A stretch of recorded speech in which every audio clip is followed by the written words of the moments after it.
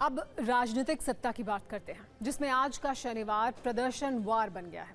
कल दिल्ली के भारत मंडपम में युवा कांग्रेस के शर्टलेस प्रदर्शन के बाद पूरे देश में कांग्रेस और बीजेपी आमने सामने है। बीजेपी ने कई जगह पर कांग्रेस के इस शर्टलेस प्रदर्शन के खिलाफ मार्च निकाला और प्रदर्शन किया, जिससे कुछ जगहों पर झड़प वाली स्थिति भी बनी। सत्ता में हमने नेताओं की इस वीकेंड वाली मेहनत पर एक कुंजी तैयार की है, जिसमें बयानों के बाण तो चल ही रहे हैं, सड़क पर हंगामा भी खूब है। शुरुआत इंदौर से करते हैं, जहां मामला ज्यादा करीबी था और पत्थरबाजी शुरू हो गई। दिल्ली में कांग्रेस कार्यकर्ताओं के द्वारा एआई समिट में जिस तरह से हंगामा किया गया, उसके बाद इंदौर में बीजेपी कार्यकर्ताओं ने कांग्रेस कार्यालय का घेराव किया। इस दौरान कांग्रेस और बीजेपी कार्यकर्ताओं में विवाद हुआ और पथराव शुरू हो गया। इसमें कई लोग घायल हुए, जिसमें एक पत्रकार भी शामिल है।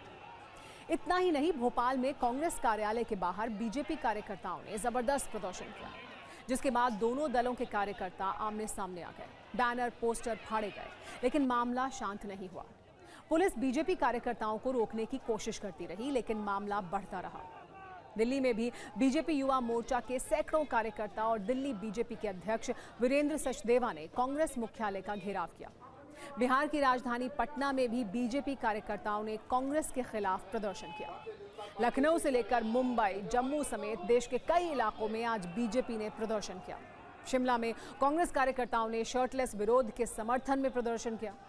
कुल मिलाकर आज स्थिति ये रही कि बीजेपी ने देश के अलग अलग हिस्सों में कांग्रेस को घेरा, जिससे ठीक ठाक राजनीतिक तापमान बढ़ा।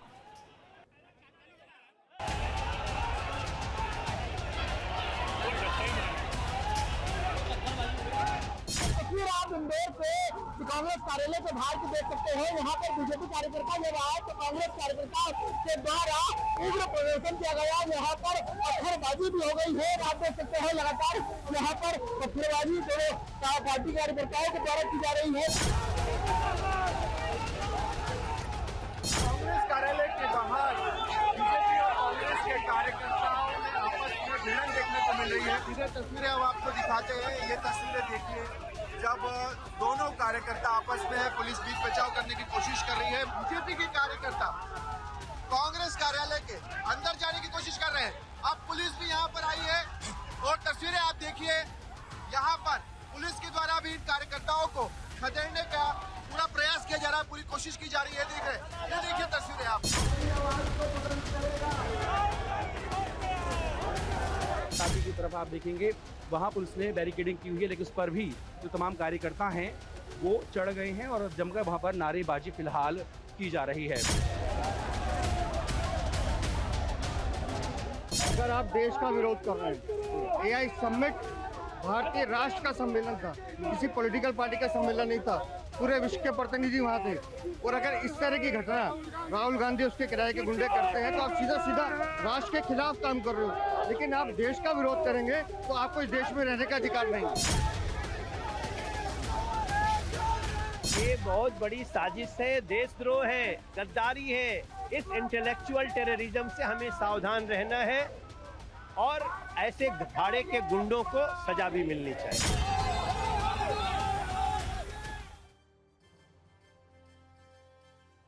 वैसे बीजेपी के विरोध का सामना राहुल गांधी को भी करना पड़ा। मुंबई के मुलुंड में बीजेपी कार्यकर्ताओं ने राहुल गांधी के काफिले को काले झंडे दिखाए। लोकसभा में नेता विपक्ष राहुल गांधी 2014 के आरएसएस मानहानि मामले में भिवंडी के अतिरिक्त सत्र न्यायालय में पेश होने के लिए मुंबई पहुंचे थे, जिसमें राहुल गांधी का काफिला गुजरने के दौरान बीजेपी कार्यकर्ता हाथों में राहुल गांधी के पोस्टर लेकर और काला झंडा लेकर विरोध करते नजर आ रहे हैं। इस दौरान राहुल गांधी के काफिले को देखकर के खिलाफ नारेबाजी भी की गई। आपको बता दें कि ये मामला 2014 का है, जब लोकसभा चुनाव के प्रचार के दौरान राहुल गांधी ने संघ पर महात्मा गांधी की हत्या का आरोप लगाया था, जिस पर संघ से जुड़े राजेश कुंटे ने राहुल गांधी के खिलाफ मानहानि का मुकदमा दायर कर दिया था। वैसे मामला सिर्फ विरोध प्रदर्शन तक नहीं रहा। कांग्रेस को बीजेपी के अलावा भी कई ऐसे राजनीतिक दलों का विरोध करना पड़ा जो केंद्र में बीजेपी के खिलाफ है। बीएसपी चीफ मायावती ने सोशल मीडिया पर कांग्रेस की आलोचना करते हुए लिखा कि अगर ये सम्मेलन अंतर्राष्ट्रीय स्तर का नहीं होता तो अलग बात थी, लेकिन समिट के दौरान ऐसा आचरण करना ये चिंता की बात है। यानी अपने देश की गरिमा तथा इमेज को ना बिगाड़ा जाए तो ये उचित होगा। मायावती को यूथ कांग्रेस ने जवाब दिया और लिखा कि बहन जी, आपकी मजबूरी हम जानते हैं, आपको जेल से ज्यादा महल पसंद है।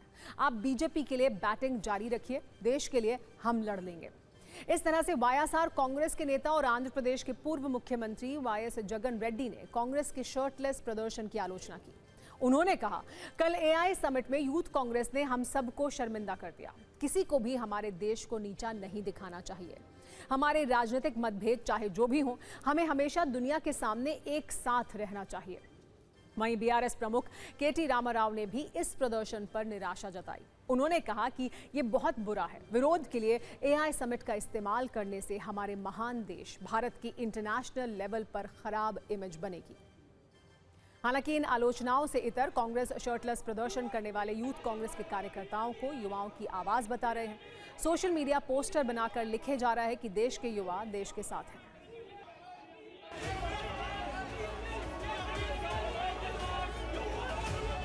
दुनिया के डेलीगेट्स आए हों, दुनिया के बड़े बड़े राष्ट्रपति प्रधानमंत्री आए हों, और उसके बाद जो और हंगामा हुआ है, इसके पक्ष में मैं नहीं हूँ। ये सरकार झूठ बोलती है, सरकार धोखा देती है, वो अलग बात है, वो हम अपने इंटरनल उसमें लड़ लेंगे। तो उस तरह का प्रदर्शन नहीं करना चाहिए था जिससे फॉरेन डेलीगेट्स और फॉरेन कंट्री के सामने हमारी आपके देश का अपमान होगा।